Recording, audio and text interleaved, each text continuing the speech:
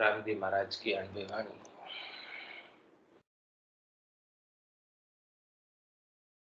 Harjas पदराग indole 11 आरंभ हो रहे। महाराज फरमा रहे,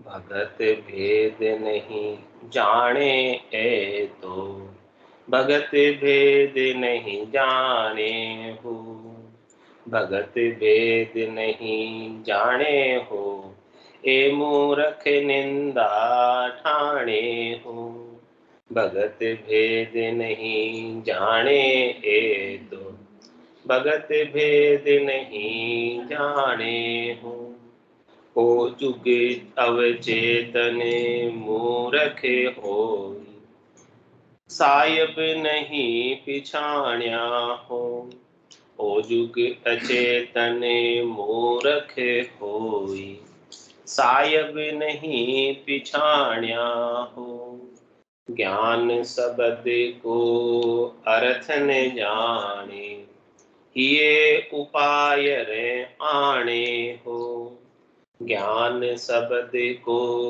अर्थ न जाने, ये उपाय रे आने हो, भगत भेद नहीं जाने ए तो, भगत भेद नहीं जाने हो, भगत भेद नहीं जाने हो, ए मूर्ख निंदा ठाणे हो, आप की बुध प्रमाणे, कीमत कसरा ठाणे हो, आप की बुध प्रमाणे, कीमत कसरा ठाणे हो, कै सुख राम नरक का ग्रामी, जुग रस विसिया माने हो, कै सुख राम नरक का ग्रामी, जुग रस विसिया माने हो, भगत भेद नहीं जाने तो, भगत भेद नहीं जाने हो, भगत भेद नहीं जाने हो, ए मूर्ख निंदा ठाणे हो। महाराज फरमाने की सच्ची भक्ति का भेद जानने वाले नहीं के बराबर नगण्य। भक्ति तो सब करते, लेकिन भक्ति वास्तव में कहते किसे हैं? भक्ति वास्तव में होती क्या है, उसको जानने वाले विरले से जन। भक्ति भक्ति सब कोई कहे, पर भक्ति न जाने को, दादु भक्ति भगवंत की देही निरंतर। भक्ति तो देही के अंदर निरंतर रूप से होती ही रहती है, सतत रूप से होती ही रहती है। आत्मा अपने ज्ञान में, आनंद में, समता में रहती ही है, लेकिन महाराज फरमा रहे कि उस आत्मा के ज्ञान को, आनंद को, समता को पहचान नहीं पाते, उसका अनुभव कर नहीं पाते, और संसार के सुख और दुखों में, संसार के विषय रसों में, नाशवान सुखों से ही सुख की मान्यता रखते हैं और उन्हीं का उपाय करते हैं, और वो मिल जाते हैं तो कहते हैं हमारे ऊपर राम जी राजी और हमारी भक्ति अच्छी हो रही, क्योंकि हमें भक्ति के परिणाम स्वरूप संसार के सुख मिल रहे, त्रिलोकी के सुख मिल रहे, धन संपत्ति वैभव मिल रहा है, स्त्री पुत्र धन मिल रहा है। इन सब के अंदर लगकर नाशवान सुखों को प्राप्त करके और इन्हीं का उपाय करके इसे ही भक्ति समझ लेते हैं कि हम भक्ति कर रहे हैं और हमारा मोक्ष हो जाएगा। लेकिन महाराज फरमा रहे कि इन सबको प्राप्त कर लेने से आत्मा को क्या प्राप्त हो जाएगा? लौकिक के फल जितने भी हैं उसमें से आत्मा क्या प्राप्त कर सकती है? उसमें से आत्मा कुछ भी प्राप्त नहीं कर सकती। ये सब मिलेंगे तो शरीर को मिलेंगे, इंद्रियों को मिलेंगे, मन को मिलेंगे। मन को मिलेंगे तो मन का रंजन हो जाएगा, शरीर को मिलेंगे तो शरीर का रंजन हो जाएगा, शरीर का पोषण हो जाएगा। मन को मिलेंगे तो मन का पोषण हो जाएगा।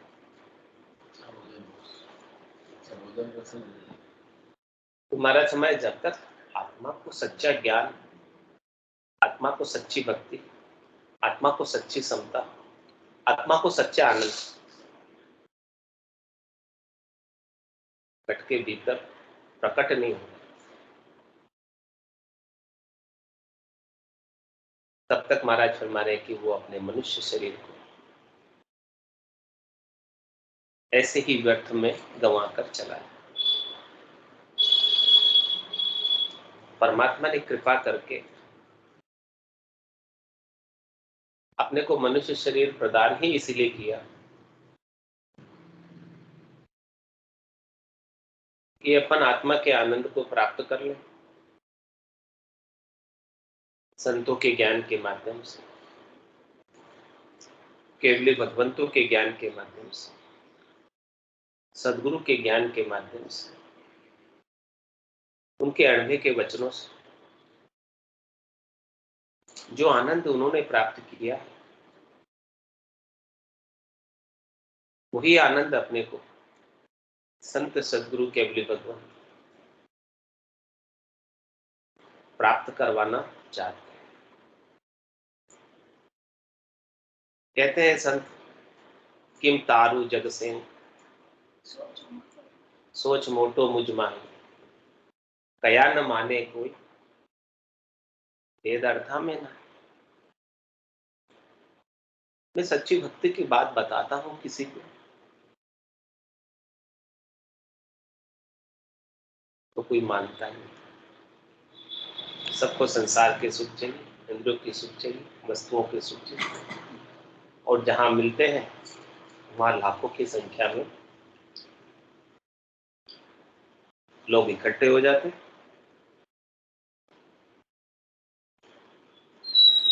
और मैं तो आत्मा के कल्याण की बात बताता हूं,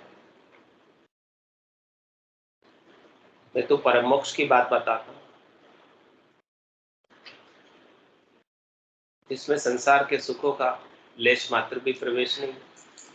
मैं तो सुखों से अलग होने की बात बताता हूं। कह रहे महाराज, मैं व्यापारी ज्ञान का और बिनज नहीं कोई, कह रहे मेरे दूसरा काम नहीं है, मेरे केवल ज्ञान का व्यापार है, ज्ञान का धंधा है, ज्ञान का ही लेना है और ज्ञान का ही देना है, ज्ञान का ही खाना है और ज्ञान का ही पीना है। मेरा खान पान ज्ञान का ही रहना है, रहन सहन ज्ञान का ही सहना है, खान पान रहन सहन लेना देना सब किसका है? और बिना जनी तो दूसरे व्यापार से, दूसरे धंधे से, दूसरे उपाय से, दूसरी करनी से, दूसरी क्रिया से मुझे कोई लेना देना नहीं, सरोकार नहीं चाहिए। क्योंकि पर से सुख लेने की इच्छा मुझे रही नहीं। क्यों नहीं रही? क्योंकि ज्ञान के माध्यम से मुझे स्वयं का आनंद प्राप्त हो गया। तो जब स्वयं का आनंद प्राप्त हो जाता है तो पर से सुख लेने की इच्छा को क्या छोड़ना पड़ता है? छूट जाता है। जिसको कोई अच्छी वस्तु मिल जाती तो उसको कोई हल्की वस्तु दाई आती। जिसको हीरा मिल गया, आप उसे कहोगे कोड़ी ले ले, कोड़ी उसे दाई आएगी हीरा मिलने के बाद। ऐसे ही महाराज कह रहे कि हमें जब आनंद आत्मा का प्राप्त हो गया भजन के माध्यम से, उस आनंद के सामने संसार के सुखों का कोई महत्व नहीं रहेगा, कोई वैल्यू नहीं रहेगी। और जब तक वो आनंद प्राप्त नहीं होता है तब तक संसार के सुख ही अच्छे लगते हैं और उसी में लगे रहते हैं। लेकिन महाराज फरमा रहे कि वो आनंद जो है इंद्रियातीत, इंद्रियों का सुख नहीं, मन का सुख नहीं, शरीर का सुख नहीं। उस आनंद को आत्मा अपने निरंजन निराकार पर अनुभव करती। वो आनंद अनुभव में आता है, कहने में भी नहीं आता, अनिर्वचनीय। इसलिए कह रहे हैं कि किम तारु जग से सोच मोटो मुझमाई, कया न माने कोई। वेद अर्थ कहने से क्यों नहीं मानते? क्यों कहने में आता ही नहीं। कहने में आता हो तो मैं कहकर बता दूं, समझा दो। और कहने इसका भेद विस्तार से अर्थ करने में भी नहीं आता। विस्तार से यदि मैं इसका अर्थ भी करूं तो भी ये बात उसके ऊपर ऊपर से निकल जाएगी। क्यों निकल जाएगी? क्योंकि उसको भीतर में इस वस्तु की अनुभूति नहीं है। जिस दिन उस वस्तु का अनुभव भीतर में हो जाएगा तब वो कहेगा हाँ ऐसा ही होता है, जैसा बता रहे थे 100% बात सत्य थी, इसमें कोई दोहराई वाली बात। इसलिए कहते हैं संतो कैया पत्नी आवे, वो संतो कैया पत्नी आवे, कृपा करे दया गुरुदेव जी। जब शिष्य का भ्रम, ऐसी संतों की, सदगुरु की, केवली भगवंतों की कृपा हो जाती है, उनका निजमन बीत जाता है, निजमन की निजमन पर कृपा हो जाती है, निज नाम जागृत हो जाता है, तब उसके संसार के सुखों के भ्रम मिटते हैं। कि अब तक जो हमने जितने भी संसार के सुख पाए हैं वो सब इस आनंद के सामने फीके हैं, तुच्छ है, कुछ भी नहीं, नगण्य है, कोई वैल्यू नहीं रखता। लेकिन वो कब कह पाएगा?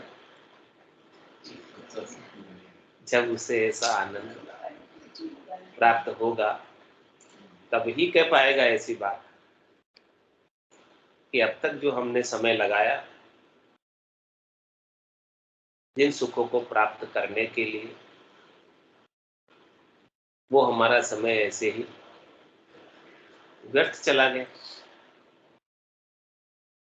हमें यदि पहले सद्गुरु मिले होते, पहले ऐसा ज्ञान प्राप्त हुआ होता तो हम कब से इस आनंद को प्राप्त किए होते। लेकिन महाराज कह रहे अब भी कोई देर नहीं हुई, जब जागो तभी सवेरे। अब भी जाग गए, अब भी आपने आनंद को प्राप्त कर लिया तो अब भी आपका काम हो सकता है, क्योंकि अभी आपके पास मनुष्य शरीर है,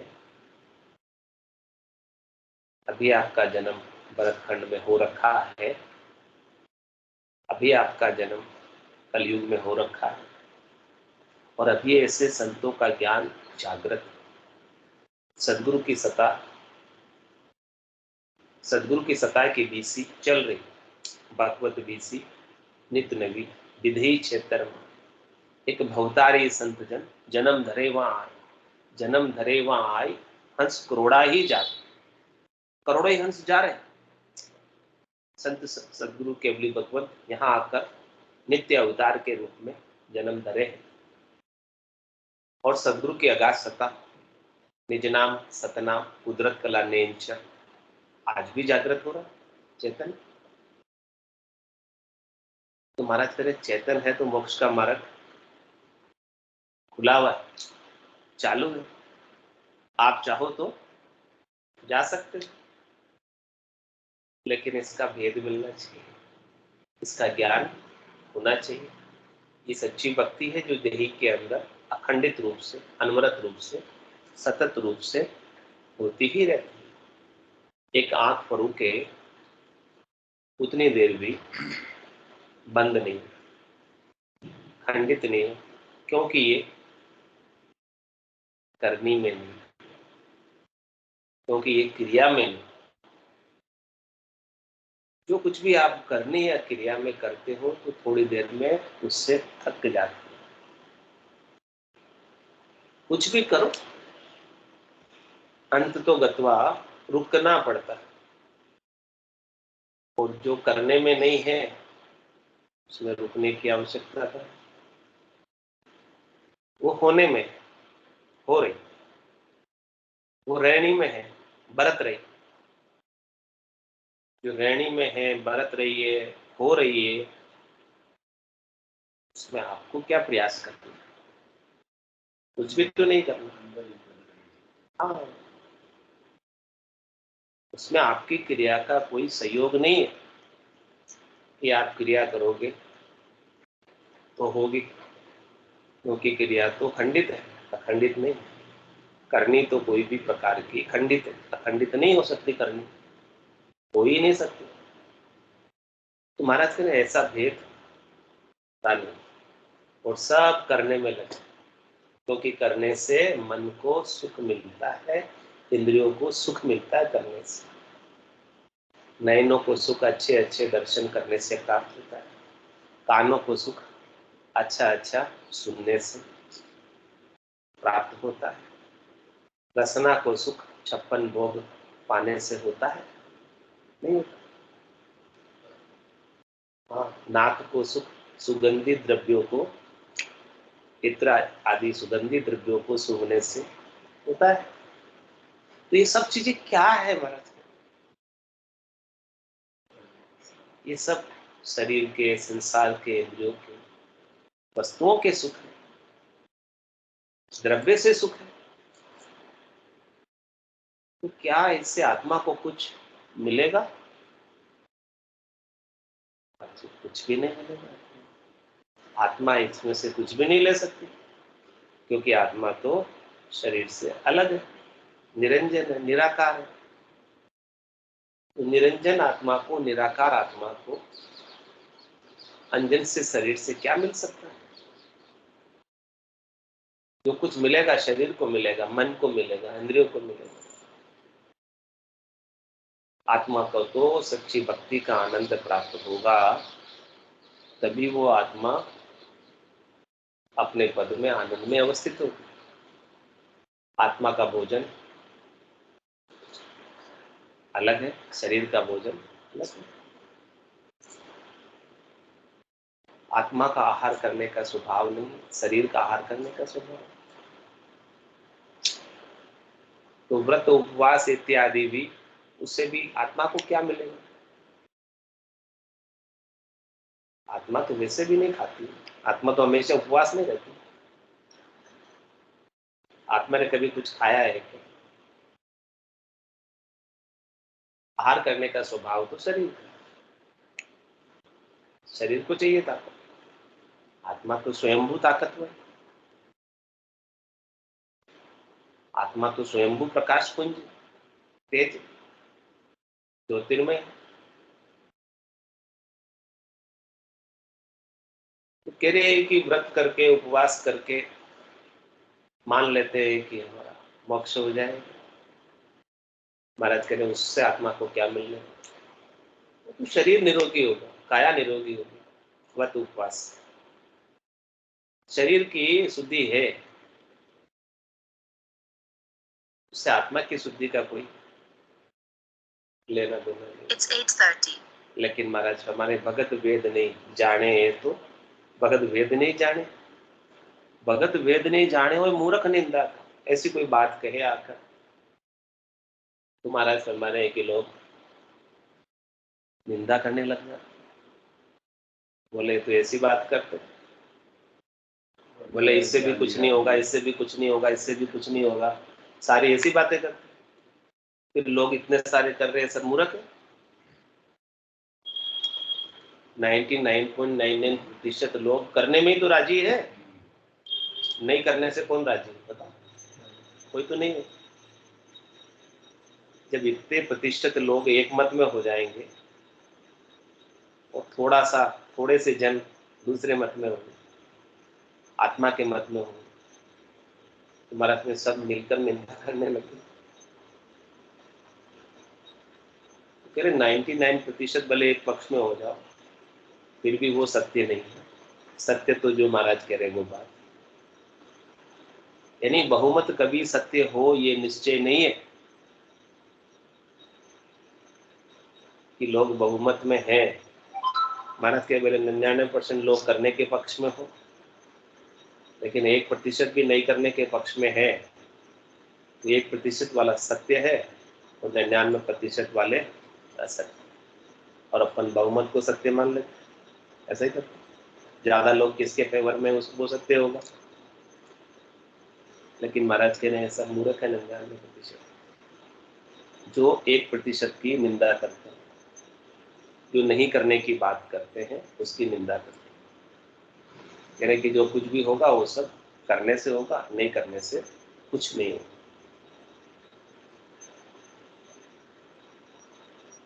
वो जुग अचेतन मूर्ख होई साहेब नाही पिछाड़े। करनी और क्रिया में लगकर कर्मों का बंध ही बढ़ा रहे, चाहे वो बंध शुभ का हो चाहे अशुभ का हो। सांकड़ बंधियो सिए पछतावे, आपको कौन छुड़ावे। पाप पुण्य लो कंचन बेड़ी, पांव पड़िया जो दुख पावे। शुभ कर्म कर स्वर्गा जावे, अशुभ किया चौरासी। कह सुखराम भक्ति कर केवल, परम धाम जन जासी। ये बात महाराज कह रहे किसी के समझ में नहीं आती, नहीं करना। वो जुग अचेतन मूर्ख हो, ऐसा जुग संसार अचेतन है, मूर्ख है, नासमझ है, अज्ञानी है। मैं नहीं करने की बेकरने की बात करता हूं तो सब इसकी निंदा करते। सबको करने प्रिय है, सबको करना अच्छा लगता है, क्योंकि इंद्रियों को सुख मिलता है उससे, और करने करने में ही रह जाते हैं और साये बनाए पीछे में, सायब को पहचान नहीं पाते। सायब करने से नहीं मिलेंगे, सायब ठहरने से मिलेंगे। भौते फिरने से सायब नहीं मिलेंगे।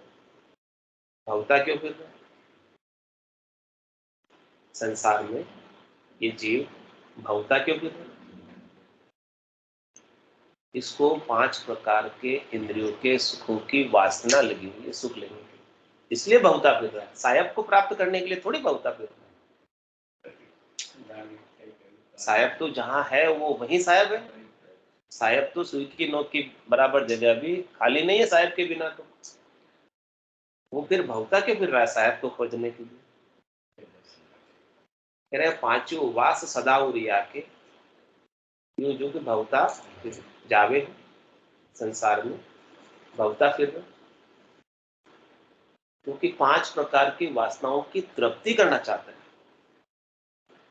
उसे नयन सुख चाहिए, श्रवण सुख चाहिए, नाक का सुख चाहिए सूंघने का, सुगंधित द्रव्यों का, और 56 भोग के प्रसाद का सुख चाहिए।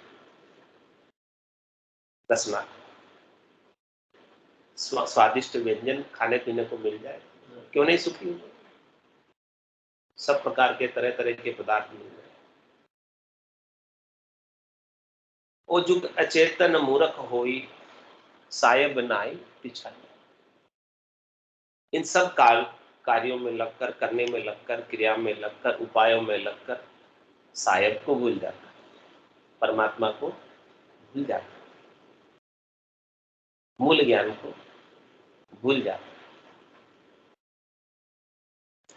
इतने कर्मों का आवरण आ गया इसमें, और इन कर्मों की करने की क्रियाओं को ही धर्म मान लेता है, यानी ऊपर के व्यवहारों को, हद के आचरणों को ही धर्म की मान्यता दे देता है कि मैं बहुत अच्छा धर्मिष्ठ हूं और धर्म का कार्य कर रहा हूं। मेरे मुकाबले में कौन धर्मिष्ठ है, धर्मात्मा कौन है मेरे मुकाबले? बताओ, मैं कितना अच्छा धर्म का कार्य करता हूं, और धर्म का कार्य करने का अभिमान आ जाता है। और क्या कह रहा, ज्ञान शब्द को अर्थ न जाने, ये उपाय राण संत सदगुरु केवली भगवंत जो ज्ञान के अड़बे के वचन कहते हैं, उन वचनों का अर्थ गूढ़ रहस्यमय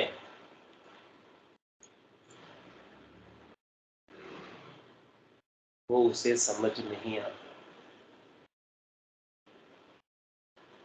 वो उसका अर्थ का अनर्थ कर देता है। वो अपने शरीर के सुख के लिए उस अर्थ को ही मोल्ड कर देता है, मोड़ देता है। उसके हिये में जैसी भावट होती है ना, वैसा वो अर्थ कर देता है।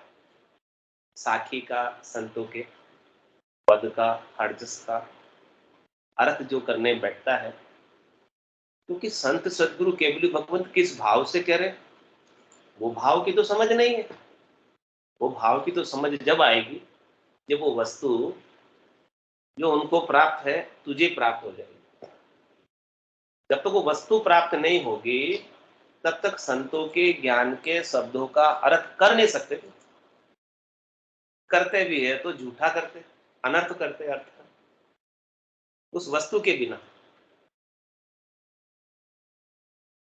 अपने हिसाब से हिये में जैसा भाव होता है उस भाव के अनुसार अर्थ को घुमा फिरा कर बता देते।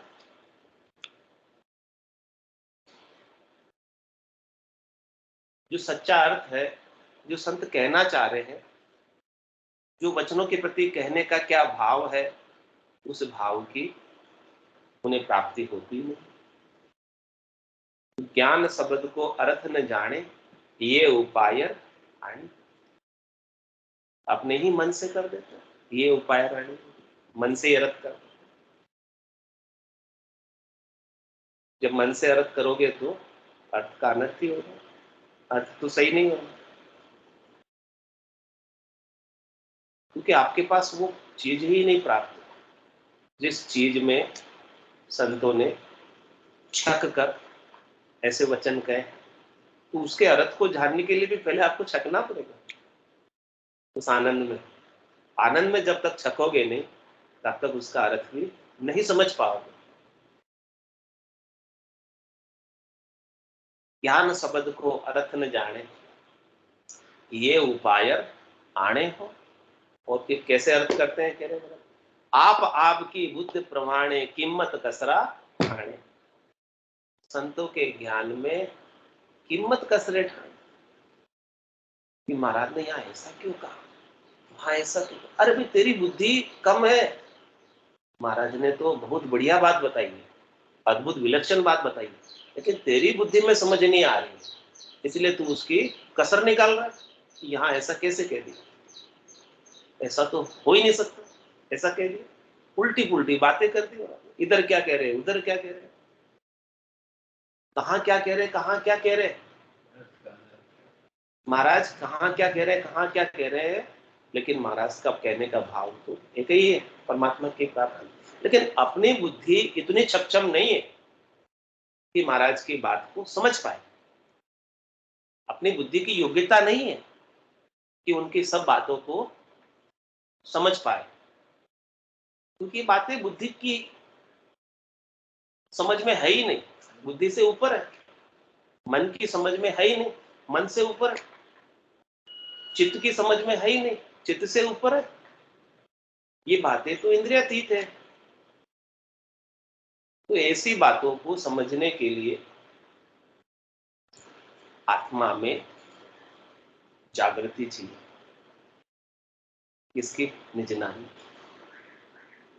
निज नाम की जागृति के बिना कोई अर्थ करे तो महाराज कह रहे वो अर्थ नहीं हो रहा, वो अपनी बुद्धि के अनुसार बता रहा है, उसकी जैसी बुद्धि, उसका जैसा भाव, अपने भावों का वर्णन कर। तो आप आपकी बुद्ध प्रमाणे कीमत कसरा,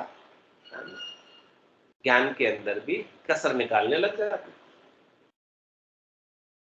ज्ञान की भी कीमत करने लग जाते। क्या ज्ञान की कभी कीमत होती है?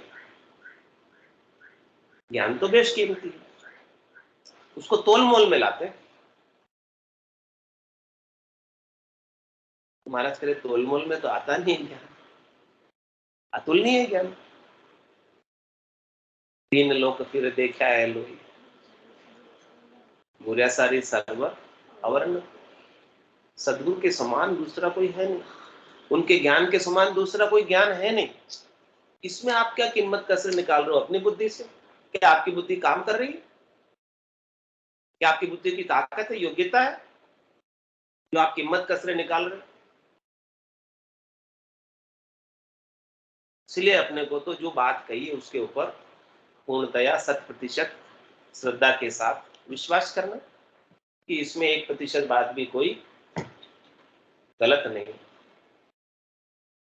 और इसका प्रैक्टिकल अनुभव भी हो रहा, जो बात कही है उसका घट पर्चों के माध्यम से मिलान हो ही जाता। झूठी होती तो मिलान नहीं होता। आप आपकी बुद्धि प्रमाणे कीमत कसरा आने हैं। तो इस प्रकार से कीमत कसरे निकालते हैं, उनके लिए महाराज क्या कह रहे हैं? निंदा करते हैं, उनके लिए महाराज क्या कह रहे हैं? कैस सुखराम नरक का ग्राम। महाराज कह रहे वो गर्भवास रूपी नरक में आने ही वाले हैं वापस, क्योंकि उन्होंने इस ज्ञान को पूर्णतया स्वीकार नहीं किया। कह रहे महाराज केश बराबर आतरो जेंस राखे कोई, हुआ कृपा ना बने ऐसी कुदरत। और कृपा नहीं बनेगी तो काम कैसे होगा बिना कृपा से? तो अपन अविश्वास का आंतरा रखते, शंका का आंतरा रखते, संशय करते कि ऐसा कैसे कह दिया, ऐसा कैसे हो सकता है, ऐसा भी होता है कि अपनी बुद्धि से सोचते। महाराज कह रहे आपकी बुद्धि काम नहीं करती।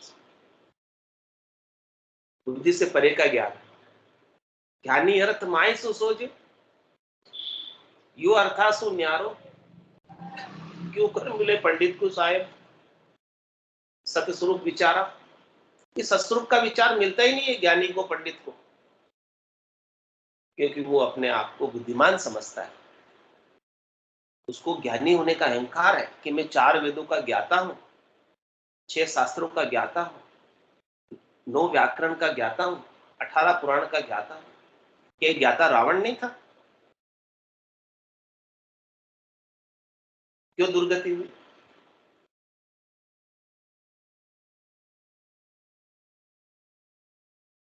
क्या सुखराम नरक का ग्राम, नरक में जाना।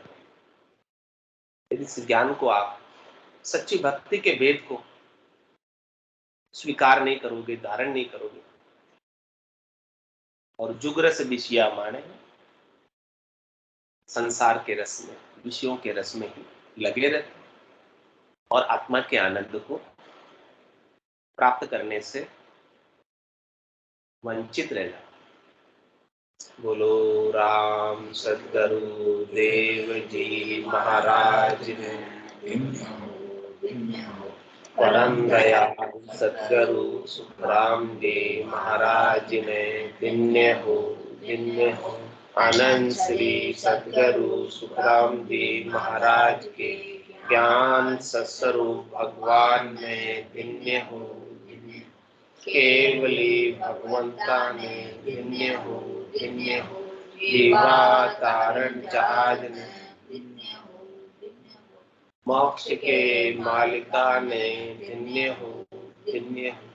अनंत कोटि संताने धन्य हो धन्य हो।